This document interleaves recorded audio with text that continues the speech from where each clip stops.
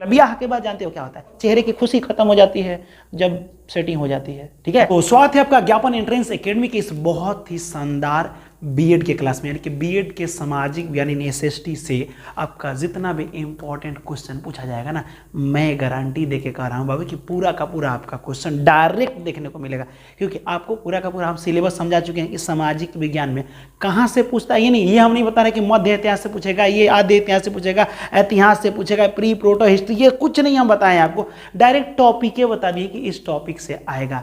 इस बार आपकी बारी है, एग्जाम का करना जबरदस्त तैयारी है और बीएड में एक सरकारी कॉलेज हासिल करनी है, यानी कि बीएड में एनी हाउ एक सरकारी कॉलेज आप हासिल करना चाहते हैं तो इसको बहुत, ये देखिए इतना लिखे हैं ना, डरिएगा मत, मैं चुटकियों में इसको याद करा दूंगा। यानी जैन धर्म बौद्ध धर्म से रिलेटेड इस बीएड के क्लास में जैन धर्म बौद्ध धर्म से 2 क्वेश्चन हम देखे हैं पूछा है, जैन धर्म और बौद्ध धर्म, तो ये दोनों में ज्यादा अंतर नहीं है। यानी जैन धर्म और बौद्ध धर्म में देखिएगा बहुत चीजें कॉमन मिलेगा जो दोनों में मिलेगा, इसको आराम से समझिएगा। पहले ये जानिए कि जैन धर्म आखिरकार ये धर्म आया कैसे। देखिए बहुत पहले लोग वेद वगैरह पढ़ते थे, हिंदू धर्म था, इस्लाम धर्म था, ये सब चीज़ें बहुत सारा थी। कुछ लोगों ने सोचा कि इस मतलब हिंदू और ये इस्लाम से लोग उब गए जब, ठीक है, पहले के हिसाब से बता रहे, तो उन्होंने सोचा कि एक अलग धर्म का निर्माण करते हैं, वो धर्म में होगा क्योंकि वो एकदम सच्चाई के राह पर चलेगा, उसमें झूठ बोलना एकदम सख्त मनाइए, अगर एक बार झूठ बोले तो समझिए कि आप जैन धर्म और बौद्ध धर्म में से एक किसी प्रकार के व्यक्ति नहीं है। उन्होंने डायरेक्ट अहिंसा यानी झगड़ा उगड़ा मार झगड़ा को डायरेक्ट मना कर दिया, कुछ ऐसे धर्म का निर्माण किया गया। ठीक है, तो लगभग 6वीं शताब्दी में, 6वीं शताब्दी की बात करें, 6वीं बीसी की बात करें, उसमें 72 गो ऐसे संप्रदाय हैं, धर्म ही मान लीजिए 72 गो है, जिसमें सब फेल हो गया, लेकिन 2 धर्म सबसे ज्यादा फेमस हुआ, एक था जैन धर्म और एक था बौद्ध धर्म। इतना समझ में, एक जैन धर्म एक बौद्ध धर्म। लेकिन पता है जैन धर्म खत्म हो चुका है, थोड़ा बहुत है लेकिन इसको कोई अपनाया नहीं, बौद्ध धर्म को अपनाया गया। अब कहिएगा सर आप ऐसे एक बात बताइए, जैन धर्म को क्यों नहीं लोग अपनाए, बौद्ध धर्म को क्यों अपनाए? बौद्ध एक धर्म है, इसमें लोग क्यों गए? इसलिए बौद्ध धर्म में लोग गए थे क्योंकि बौद्ध धर्म में मतलब क्या बोलते हैं, लचीलापन, फ्लेक्सिबिलिटी है। अब कहेंगे सर ये समझ में नहीं है, मतलब आप इसमें आराम से आज़ादी से रह सकते हैं, कुछ भी कीजिए, कुछ भी उससे कोई, जैसे हिंदू धर्म में अगर आप ब्राह्मण हो गए तो आपको मांस मछली वगैरह नहीं खाना है, ये सब बहुत अलग अलग चीज़ें। लेकिन अगर आप बौद्ध धर्म से आप कुछ भी कीजिए उस पर मनाही नहीं था। लेकिन जैन धर्म की बात करें तो ये थोड़ा कठिन था। जैन धर्म में भाग लेने के बाद इंसान को सिर्फ तकलीफें होती थी, क्योंकि पता है ये धर्म कितना डेंजर था।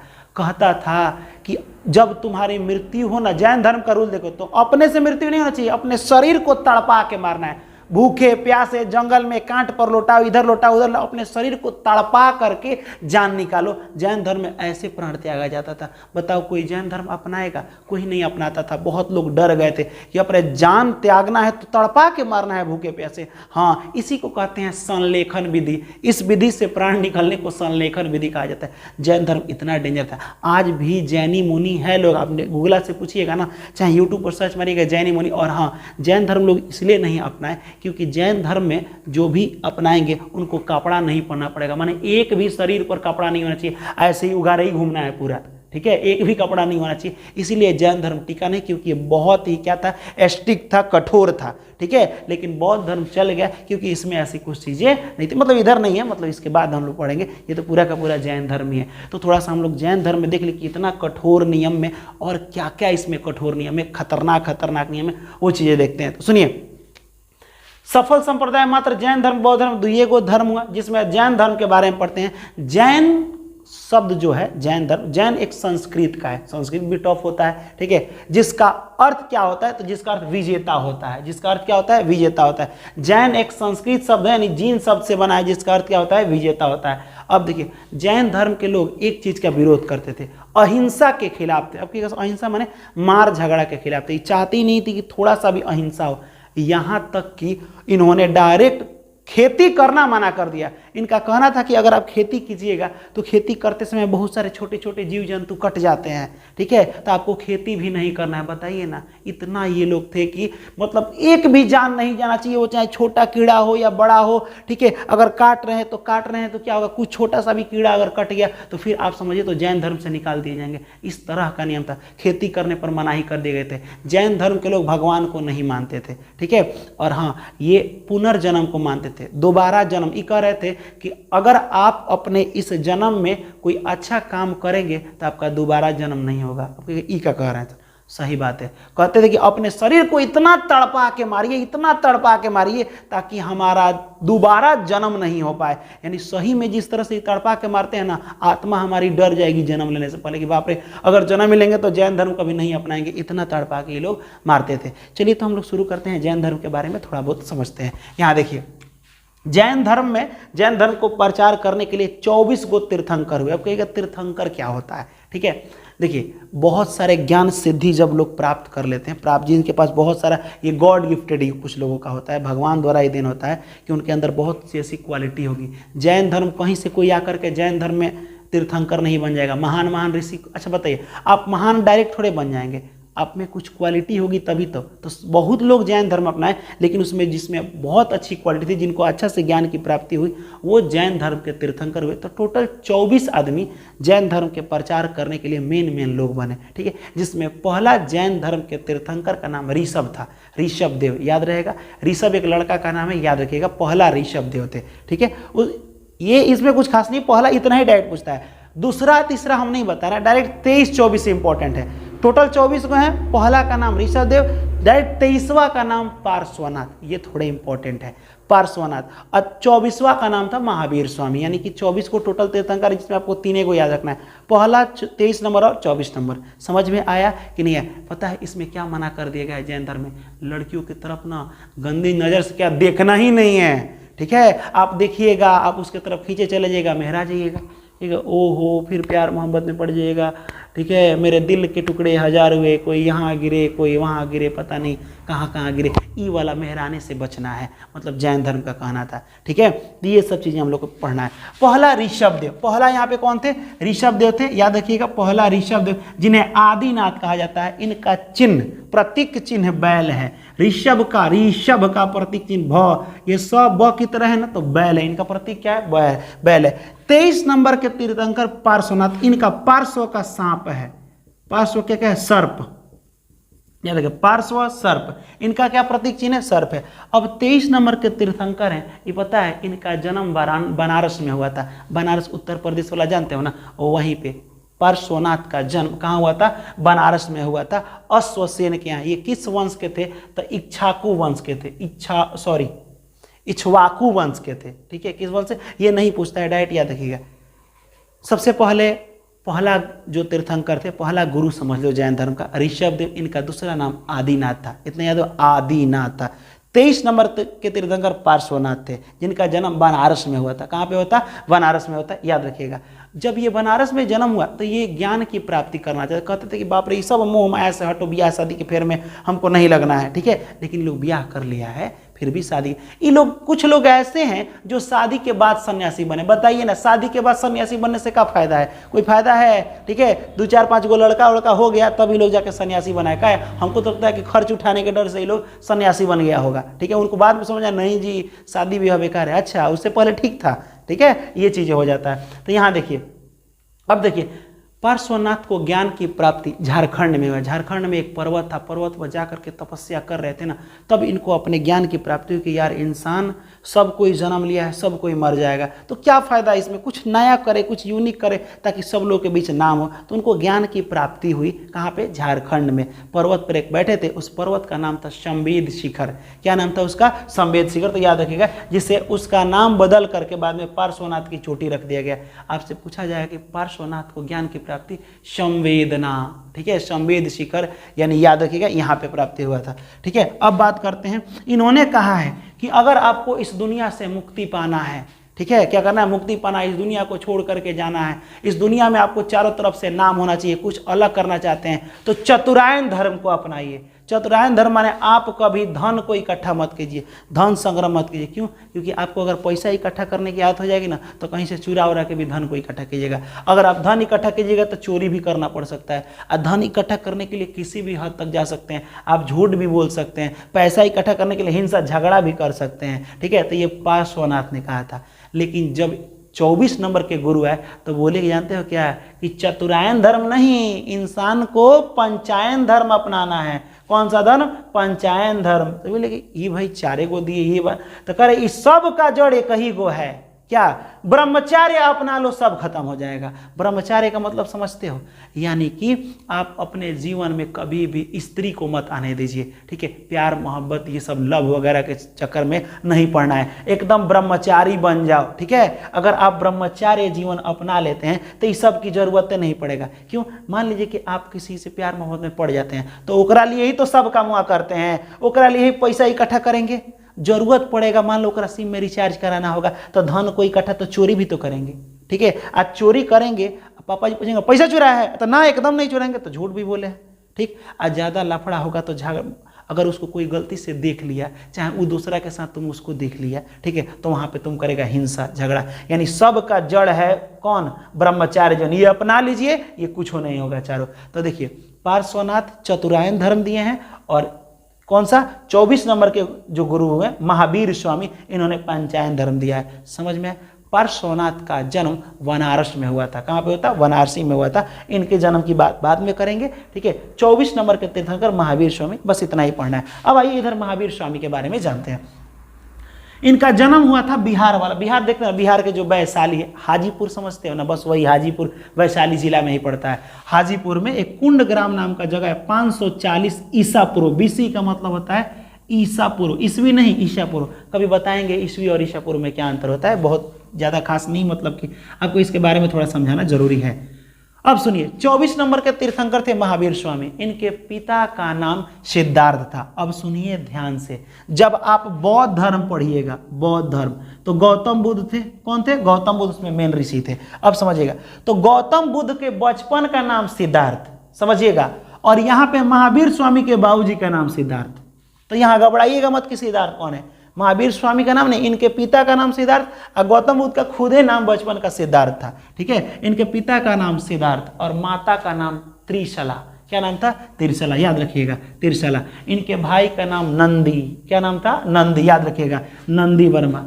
ये शादी कर लिए, इन्होंने क्या कर लिए? शादी कर ली। यशोदा से इन्होंने शादी किया, जबकि अगर बौद्ध धर्म में गौतम बुद्ध तो वो यशोधरा थी। कौन थी? यशोदा। ये यशोदा से शादी की है। इन्होंने किससे शादी किया? देखिए कुछ मैच कर रहे हैं ना, उससे भी मैच करेगा। यहाँ देखिए, भाई का नाम नंदी, याद रखिए, भाई नंदी है, नंदी वर्मा, ठीक है? माता का नाम त्रिशला, पिता का नाम सिद्धार्थ, सिद्धार्थ त्रिशला, सिद्धार्थ त्रिशला, सिद्धार्थ संग त्रिशला। भाई का नाम नंदी वर्मा, पत्नी का नाम यशोदा, और इनसे एक लड़की हुई, बड़ी प्यारी एकदम लड़की हुई, ठीक है? यानी कि महावीर स्वामी का, उसका नाम है प्रियदर्शी रख दिया गया। क्या नाम रख दिया गया? प्रियदर्शी, याद रखिए। या एक और नाम इनको रखा गया, अनुज्या रखा गया। क्या रखा गया? अनुज्या, प्रियदर्शी। और अपनी बेटी का शादी किए जमाली से, दामाद का नाम इनका जमाली, ठीक है? क्या नाम था? देखिए, प्रियदर्शी का विवाह जमाली से हुआ था, और बाद में महावीर स्वामी के शिष्य भी बने जमाली, ठीक है? अब देखिए, जब ये 30 साल के हो गए, कौन? महावीर स्वामी। ये तो पार्श्वनाथ का हटाओ, तब सोचे कि बेटा बेटी हो गया, ब्याह शादी तो करिए दिए। अब सोच रहे थे नहीं, ये सब झोल झाल से हट कर जाके ऋषि उसी जंगल में तपस्या करें, शांति सुकून मिला। ब्याह के बाद जानते हो क्या होता है? परेशानी बढ़ जाएगा, ठीक है? मैंने ऐसा कहा जाता है, चेहरे की खुशी खत्म हो जाती है जब सेटिंग हो जाती है, ठीक है? ये मामला हो जाता है, ठीक है? तो इन्होंने सोचा कि बाप रे बाप, ब्याह में बड़ा टेंशन है, लड़का हुआ उसके बाद ओकर ब्याह करो, बेटी हुई ओकर ब्याह करो, मतलब बहुत सारा टेंशन है। इन्होंने सोचा कि अब हम जा रहे हैं, अब ब्याह शादी तो हो गया, मेरा लड़का फड़का हो ही गया, अब जा रहे हैं वन में तपस्या करने। 30 साल की उम्र में इन्होंने घर को छोड़ दिया, ठीक है? आज चले गए तपस्या में, ठीक है? 12 साल तक तपस्या किए, ज्ञान के चक्कर में इधर उधर घूम रहे थे कि कहाँ से कुछ ऐसा कोई हमको समझा दे कि हम ज्ञान हमारे पास बढ़ जाए और हम सबको समझाएं, ताकि पूरी दुनिया शांति से चले, ठीक है? तो 12 साल तक तपस्या किए, तब जाके इनको ज्ञान की प्राप्ति हुई। तो जब ये 30 साल के थे तो इन्होंने घर को छोड़ा था। अगर बौद्ध धर्म अगर आपको पढ़ाएंगे तो 29 साल के थे तब घर को छोड़े थे, और ये 30 साल के महावीर स्वामी थे तब घर को छोड़े थे, याद रहेगा? 12 साल के बाद, यानी कि 30 में 12 जुड़ेगा, लगभग ये 42 साल की उम्र में इन्हें ज्ञान की प्राप्ति हुई। अब कहिएगा सर, इनको तो ज्ञान की प्राप्ति झारखंड के संवेद शिखर पर हो गया, इनको कहाँ पे हुआ था? तो इनको जाम्बिक ग्राम में हुआ था। एक नदी है रिजुपालिका नदी, उसी, याद रखिएगा, इनको ज्ञान की प्राप्ति रिजुपालिका नदी। बौद्ध धर्म पढ़ाएंगे तो वहां पे हो जाएगा आपका बौद्ध धर्म में गौतम बुद्ध को निरंजना नदी के और इनको रिजुपालिका, तो देखिए महावीर को रिजुपालिका नदी के किनारे साल वृक्ष के नीचे, ठीक है, महावीर जी साल ओढ़े थे, याद रखिएगा, महावीर स्वामी को साल वृक्ष के नीचे रिजुपालिका नदी के किनारे ज्ञान की प्राप्ति हुई। जैन धर्म में जब ज्ञान की प्राप्ति हो जाती है ना तो उन्हें कहा जाता है जीन। क्या कहा जाता है? जीन। वही चिराग वाला जीन याद रहेगा ना, तो याद रखिए जैन धर्म में अच्छा ज से जैन भी होता है, ज से जीन भी होता है। तो जिसको ज्ञान की प्राप्ति हो जाएगी, अब देखो जब आपको ज्ञान हमको मिल गया तो हम आपको दे रहे हैं ना, वैसे ही इनको भी ज्ञान मिल गया तो ये भी लगे ज्ञान बांटने। तो पहली बार उपदेश दिए राजगीर में, बिहार का राजगीर जिला है वहां पे, और सबसे आखिरी बार उपदेश दिए पावापुरी में, बिहार वाला में ही पावापुरी, यहीं पे उपदेश देके इनका कहानी खत्म हो गया। ठीक है, इतना आपको याद हुआ। चलिए, पहला तीर्थंकर ऋषभ देव, इन्हें आदिनाथ कहा जाता है। दूसरा पार्श्वनाथ, पार्श्वनाथ का जन्म बनारस में हुआ था और इनको ज्ञान की प्राप्ति झारखंड के संवेद शिखर पर हुआ था, जिन्हें पार्श्वनाथ की चोटी कहते हैं। महावीर स्वामी का जन्म 540 ईसा पूर्व में हुआ था, ये भी आपको याद हो गया। पार्श्वनाथ ने चतुरायन धर्म दिया, जबकि महावीर स्वामी पंचायन धर्म, इसमें खाली ब्रह्मचार्य जोड़ दिया, कह दिया कि ब्रह्मचार्य अपना लेगा लड़का, इन्हें उन्हें लड़की को नहीं देखेगा, नहीं मेहराएगा, प्यार में नहीं पड़ेगा, तो इस सब 4 को कर्म कांड नहीं करेगा, धन को इकट्ठा नहीं करेगा, सब तो उखरे लिए ही करता है, झूठ बोलेगा सब। ठीक है, यहाँ देखिए पिता वगैरह सब समझाई दिए जाम्बीग्राम। पहला उपदेश दिए थे राजगीर में, ठीक है, अंतिम उपदेश पावापुरी, ठीक है, राजगीर पावापुरी, याद रखिएगा। अब ये आखिरकार जैन धर्म को लोग क्यों नहीं अपना पाए? एक और सबसे बड़ा कारण था कि जिस भाषा में ज्ञान देते थे ना, वो बतिये कोई नहीं समझ पाता था। अब हम आ करके आपको संस्कृत आकर के बोले, ठीक है, और संस्कृत में समझाए, समझ में आएगा? 3 ताला ऊपर से जाएगा, बाउंस मार जाएगा, दांत लग जाएगा, बेहोश हो जाओगे कि नहीं? ये सब चीजें हो जाएगा। तो ये आकर के प्राकृत भाषा में, इसको अर्धमागधी भी कहते हैं, जो किसी को समझ में नहीं आता था, सब कोई सुनता था, ओ हाँ सही बात है, हाँ, किसी को कुछ समझ में नहीं आ रहा है, सबके दिन मुड़िया के ऊपर क्वेश्चन मार्क लग रहा है, क्या बोल रहा है झूठ मूठ के। लेकिन भाई ऋषि मुनि है तो बात तो सुनना पड़ेगा। तो आपसे पूछा जाए कि महावीर स्वामी ने किस भाषा में, ठीक है, ज्ञान बांटे हैं, तो प्राकृत भाषा, जिसे अर्धमागधी भी कहते हैं। इन्होंने ईश्वर को नहीं माना है, बोला है कि भाई जैन धर्म में ईश्वर कुछ नहीं होता है। इन्होंने खेती करने पर मना कर दिया, खेती नहीं करना है, खेती में अगर कुछ कटा गया तो दिक्कत हो जाएगा ना, जान किसी का नहीं लेना है। और इस धर्म में संलेखन विधि द्वारा प्राण को त्यागा जाता है, अपने शरीर को तड़पा के मारा जाता है। किसमें? जैन धर्म में। ये आप चीजें, या संलेखन विधि द्वारा प्राण को त्यागा जाता है, ठीक है। और जब आप मर जाएंगे यानी आपको मोक्ष मिल गया, मोक्ष को जैन धर्म में कैवल्य कहा जाता है। मोक्ष मिल गया, कैवल्य, अब कोई दिक्कत नहीं है। का वलय है भाई, कुछ बला नहीं है अब, ठीक है, अब सब टल गया, मरने के बाद फिर होगा कैवल्य, इनको बोला जाता था मोक्ष के बाद। अब बात करते हैं इनके शिष्य, ठीक, इनके शिष्य देखो यहाँ पे, प्रथम शिष्य जमाली, जमाली देखो तो कहीं था यहाँ पे दामाद, तो सबसे पहला इनका शिष्य बोले कि ससुर जी महावीर स्वामी को हम ही आपके शिष्य पहला बन जाते हैं। तो पहला शिष्य जमाली, एगो औरत इनकी शिष्या बनी जिनका नाम था चंपा चमेली, ठीक है, महावीर के शिष्या औरत थी चंपा चमेली। अब देखिए ये लोग आखिरकार खाना कहाँ से खाते थे? तो गांव में घूम घूम के भिक्षा मांगते थे, ठीक है, अब भिक्षा मांग के खाते थे। शाम को सब आदमी एक जगह इकट्ठा हो जाते थे, जितने भी ऋषि मुनि थे एक जगह इकट्ठा होकर अपना खाना वाना खाते, फिर दिन में भिक्षा मांगते थे, ऐसे करते थे। अब जहाँ पे सभी भिखारी इकट्ठा हो जाते, मतलब जैन मुनि इकट्ठा हो जाते थे, ठीक है, तो लोग नहीं कहते थे आके ही हमें बस गया है, लोग क्या कहेंगे? आके ही वहाँ बस गया है। तो उस जगह को जहाँ जैन मुनि रहते थे उसे वसदे कहा जाता है।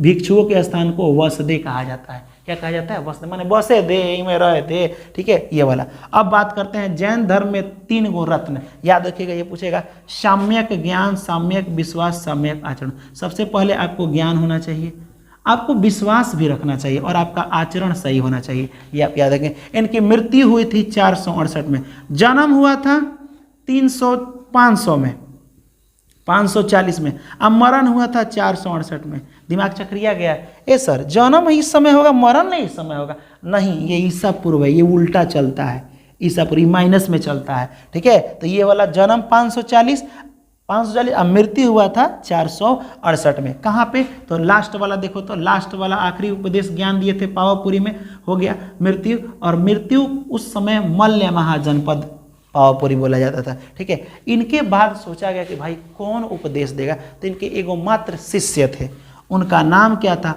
आर्य सुधर्मा। याद रखिएगा, ये एग्जाम में पूछा है कि महावीर स्वामी की मृत्यु के बाद कुछ दिनों तक उपदेश किसने दिया था, तो आर्य सुधर्मा। और आर्य सुधर्मा भी बूढ़े हो चुके थे, तो अभी भी मरने का समय इनका भी आ गया था, तो इन्होंने भी अपने शरीर को, आर्य सुधर्मा ने शरीर को तड़पा के खुद को बाबू मार लिया था, ठीक।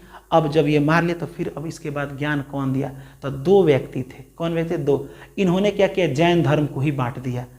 मरने के बाद इन्होंने, एक का नाम था स्थूल बाहु, एक का नाम भद्र बाहु और एक का नाम स्थूल बाहु। यहीं से तो डेंजर हो जाता है, ठीक है। ये दोनों का सोच अलग था। इन्होंने कहा कि ठीक है हम जैन धर्म का प्रचार करेंगे, लेकिन भद्र बाहु कहते थे कि जिस तरह पुराना विधि से जैन मुनि रहते थे, बिना कपड़ा के उघाड़े रहना है, ठीक है, उसके वजह से संलखन विधि द्वारा प्राण त्यागना है। ये भद्र बाहु, भद्र देखो भारी भारी सरगम आदमी थे, ये बोल रहे थे कि नहीं पुराना विधि। स्थूल बाहु कहते थे कि नहीं नहीं नहीं, पुराना विधि नहीं चलेगा, जैन धर्म को मानेंगे लेकिन हम कपड़ा पहनेंगे, हम प्राण नहीं त्यागेंगे, भगवान चाहेंगे, गॉड चाहेंगे। जबकि ये भगवान को नहीं मानना था इसमें, यहाँ पे देखिए तो पहले ईश्वर को नहीं माना गया, लेकिन ये कहते थे नहीं अपने से प्राण निकलेगा। तो यहीं से इन लोगों का सोच अलग हो गया और एक बने भद्र बाहु और एक बने स्थूल बाहु। इसका स्क्रीनशॉट लीजिए, आपको थोड़ा इनके बारे में समझा दें, समझिए। यहाँ पे एक बने कौन, भद्र बाहु, भद्र बाहु, और एक बने स्थूल बाहु। ये बोलते थे कि कपड़ा पहनना है, वस्त्र, ये बोलते थे वस्त्र नहीं, वस्त्र नहीं पहनना है। हमारे मुनि ने ये कहते थे कि वस्त्र पहनना है, सफेद वस्त्र। क्या, सफेद वस्त्र। स्थूल बाहु का कहना था कि आप सफेद वस्त्र पहनिए। अब भद्र बाहु यानी भादा आदमी कहता था वस्त्र ना पहनेंगे हम, ठीक है, ये था, ठीक है। इन्हें कहा गया दिगंबर, दिगंबर। इन्हें कहा गया श्वेत कपड़ा पहनते थे, श्वेतांबर। दिगंबर माने खाली देह रहता था, उस पर कोनो भी अंबर वस्त्र वगैरह नहीं रहता था। और श्वेतांबर में श्वेत वस्त्र पहना जाता था। आज भी नेट पर सर्च मारिए, गूगला से पूछिए या यूट्यूब पर देखिए, अभी भी दिगंबर साधु लोग हैं, अभी भी उघारे घूमते रहते हैं, आप कभी देखिएगा। श्वेतांबर भी हैं, और पता है वो दाढ़ी नहीं बनवाते, कहते हैं इसमें जान का काटना है, मत काटो, डायरेक्ट बालवा को उखाड़ देते हैं। क्या करते हैं, बाल को ही उखाड़ देते हैं, दाढ़ी नहीं, वही नोचते रहते हैं ये लोग, ठीक है, जो जैन मुनि होते हैं। यहाँ देखिए स्थूल बाहु को क्या बोला, श्वेतांबर, यानी कि इसमें वस्त्र पहनना है लेकिन इसमें वस्त्र नहीं पहनना है, ठीक है। ये आप याद रखिए। इन्होंने वल्लीनाथ को एक आदमी स्त्री माना है, एक आदमी पुरुष माना है, लेकिन वो खास मायने नहीं रखता है। अब देखिए, जो मौर्य वंश के राजा थे चंद्रगुप्त मौर्य, वो लास्ट में हिंदू धर्म को छोड़ करके जैन धर्म अपनाए और वो भद्र बाहु के साथ चले गए, क्योंकि उस समय मगध में आ गई थी भूखमरी। मान लो कि यहाँ पे बिहार में मगध में भूखमरी आ गया, तो चंद्रगुप्त मौर्य सोचे कि जा रहे हैं हम, क्या कर रहे हैं, जान उन त्याग वाग देंगे, ठीक है। तो यहाँ से कौन, यहाँ से भद्र बाहु यहाँ से चले आए कर्नाटक। कहाँ पे चले आए, कर्नाटक। और लेते आए चंद्रगुप्त मौर्य को यहीं पे कर्नाटक में, इधर साइड में क्या है, कर्नाटक। और यहीं पे चंद्रगुप्त मौर्य ने संलेखन विधि से मैंने अपने आप को तड़पा करके चंद्रगुप्त मौर्य ने अपनी प्राण त्याग दी। यहाँ देखिए, उस जगह का नाम था श्रवण बेलगोला। तो क्वेश्चन एग्जाम में यही पूछा था, ठीक है, इतना पढ़ा है ना, यही पूछा था। जानते क्या, श्रवण बेलगोला में किसने प्राण त्यागा, तो चंद्रगुप्त मौर्य ने त्यागा। कौन लाया था, ये भद्र बाहु लाए थे, ठीक है। यहाँ से सभी भद्र बाहु क्यों आ गए, क्योंकि मगध में आ गया था भूखमरी, लोग भूखे तड़प रहे थे, तो स्थूल बाहु यहीं पे रुक गए, लोगों की सेवा किया। भद्र बाहु चले आए कर्नाटक में। जब यहाँ से भूखमरी चली गई तो फिर ये वापस गए हैं। अब बोले हैं कि हम लोग उसी धर्म से चले, तब तक स्थूल बाहु बोलेंगे नहीं, हम लोग कपड़ा पहनेंगे, तुम कपड़ा पहनो चाहे मत, हम लोग श्वेतांबर हैं। तो यहाँ पे देख लीजिए, यहाँ पे भद्र बाहु हैं और स्थूल बाहु हैं। इन्होंने, अब देखो इधर कुछ मंदिर का भी, अब एग्जाम में पूछा था कि जैन धर्म का मंदिर कहाँ कहाँ बना था, तो आ जाओ राजा के घर, राजस्थान में दिल बड़ा, राजाओं का दिल बहुत बड़ा होता है। क्यों, क्योंकि उसमें बहुत सारी रानियों का घर होता है, नहीं होता है, 30 गो 40 गो शादी करता है, ठीक है। वैसे हम लड़के हैं ना, तो हम लोग का दिल बहुत बड़ा रहता है, इसमें सब लोग रह सकता है, गर्लफ्रेंड रह सकती है, वाइफ रह सकती है, 2-4 गो एक्स भी रह सकती है, कोई दिक्कत नहीं है। वैसे दिल बड़ा है इनका, राजाओं का दिल बड़ा होता है। तो राजस्थान में क्या होता है, दिलवाड़ा का जैन मंदिर है। तो आपसे पूछा जाएगा दिलवाड़ा का जैन मंदिर, तो बाप रे, राजा का दिल बड़ा होता है, बहुत सारी वाइफों का जगह होता है इसमें, ठीक है। तो दिल बड़ा याद रखिएगा। हाथी गुफा जो है जैन वाला, ठीक है, वो कहाँ है, गुजरात। आप बताइए, मोटा भाई अमित शाह को देखा हो ना, गृह मंत्री, हाथी की तरह है, तो हाथी गुफा गुजरात में, याद रखिएगा। उसके बाद से खजुराहो है ना सब, खजुराहो का जैन मंदिर कहाँ है? मध्य प्रदेश में है, जिसको चंदेल शासक ने बनाया था। चंदेल, याद रखिए, चंदेल शासक ने। अब देखो लोग चंदेल शासक इससे याद रख नहीं सकते, बस खजुराहो मध्य प्रदेश में है।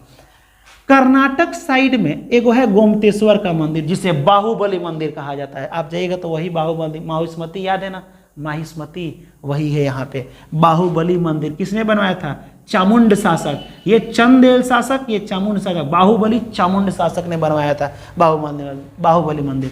और उड़ीसा में खारबेल मंदिर, जैन धर्म का खारबेल मंदिर, याद रखिएगा। खारबेल जो जैन मंदिर है वो कहाँ पे है? खारबेल उड़ीसा में है, ठीक है, खारबेल, ठीक है। अब बताइए, खर देखे हो ना, खर वो का उड़ीसा, उड़ने वाली पक्षी ही ना खाती है। उसके बाद से मथुरा का जैन मंदिर यहाँ मथुरा में है, उत्तर प्रदेश में पड़ता है। तो ये पूरा का पूरा आपको समझ में आया होगा। तो अब हम पूछें, आप बताइए, महावीर स्वामी ने अपना पहला उपदेश कहाँ दिया? तो पहला उपदेश राजगीर में दिया, पहले ही गिर गए। दूसरा उपदेश पावापुरी में दिए, पावा पूरी खा रहे थे, मर गए, उपदेश देते थे, ठीक। एक जगह गिर गए, एक जगह पावापुरी खा रहे थे, पावापुरी खा रहे थे, वहीं पे मृत्यु हो गई। 468 में उनकी क्या हो गई है? मृत्यु हो गई है। इतना याद हुआ। अब बताइए, पार्श्वनाथ ने ज्ञान की प्राप्ति कहाँ किया? ठीक है, तो शंवेद शिखर, जो कहाँ है? झारखंड में है, ठीक है। ये आप कमेंट कीजिएगा तो याद हो जाएगा। आप बताइए कि यहाँ पे आर्य सुधर्मा ना, आर्य सुधर्मा की मृत्यु के बाद जैन धर्म दो हिस्सा में टूट गया। एक को संभाले कौन? आपके भद्रबाहु, एक को स्थूलबाहु। किसमें श्वेत वस्त्र पहना जाता है? श्वेतांबर में कि दिगंबर में? तो श्वेतांबर में, स्थूलबाहु वाला में, ठीक है। और बताइए, चंद्रगुप्त मौर्य किसके साथ यहाँ नीचे श्रावण बेलगोला यानी कर्नाटक में आकर के अपना प्राण त्यागे? तो ये भद्रबाहु के साथ। तो उम्मीद करते हैं कि ये वाला आपको समझ में आया होगा। एक और कमेंट कर दीजिए ना कि महावीर स्वामी के दामाद का क्या नाम था? जमाली। प्रथम शिष्य भी जमाली ही बने। समझ में आया ना? तो समझ में आया तो इसे दबा के लाइक कीजिए, मतलब एक ही बार लाइक कीजिएगा, दबाइए जोर से मत, स्क्रीन फूट जाएगा, ठीक है। प्लीज़ इससे आप रिक्वेस्ट है कि इसको बनाने में पूरा का पूरा कंटेंट इकट्ठा करें, तरीका आपको बताएंगे तो समझ में आया होगा, ठीक है। इसका ऑब्जेक्टिव आप प्रिपेयर कीजिए, बहुत आसान है बाबू, ये हम कह रहे हैं ना, पूरा का पूरा। अब ये याद हो गया ना, तो इसी से थोड़ा थोड़ा रिलेटेड है जैन बौद्ध धर्म भी। तो बौद्ध धर्म भी अगले वीडियो में पूरा का पूरा कंप्लीट हो जाएगा। अब बाद में दोनों का तुलना एक ही को में कर देंगे तो समझ में आ जाएगा, क्योंकि इसमें का नाम उसमें भी मिलता है। तो अच्छा लगा हो तो एक काम मेरे लिए कीजिएगा, ठीक है। अभी रात के बज रहा है 1:30, कितना बज रहा है? 1:30। फिर भी हम आपके लिए बीएड का एक सरकारी सीट हासिल हो जाए, उसके लिए हम मेहनत कर रहे हैं, ताकि आप आराम से इस वे में अपने माँ बाप का पैसा बचा करके, ठीक है। देखिए, हम लोग के पास उतना पैसा नहीं होता है, ठीक है। हम लोग चाहते हैं कि हम लोग के पास पैसा हो। अभी जो बीएड करने का समय होता है, इस समय जिम्मेदारी भी बहुत ज़्यादा होता है, ठीक है, कि यार बीएड करेंगे, फिर बीएड करने में पैसा लगेगा, यहीं पे रहना है, खर्च भी थोड़ा बहुत कॉपरेट करना पड़ेगा, नहीं तो लोग कहेगा कि इतना बड़ा हो गया अभी तक क्या कर रहा है। बहुत सारा ऐसे आपके सामने नहीं कहेंगे, लेकिन फिर भी लोग इधर उधर ताना मारते रहते हैं। इसीलिए बाबू इस बार मेहनत कीजिए बहुत अच्छा से, और बीएड में एक सरकारी सीट हासिल कर लीजिए। तो अगर मेरे लिए आपको लग रहा हो कि मेहनत कर रहे हैं, ठीक है, तो प्लीज़ इसको ज़्यादा से ज़्यादा शेयर कीजिए। एक काम ना कीजिए, स्टेटस प्लीज़ जरूर डाल दीजिएगा इसको, ठीक है, और लिखिएगा शेयर टू ऑल अगर अच्छा लगा हो तो। फिर मिलेंगे हम लोग अगले वीडियो में अगले बौद्ध धर्म के साथ। तब तक के लिए जय हिंद और खुदा हाफिज।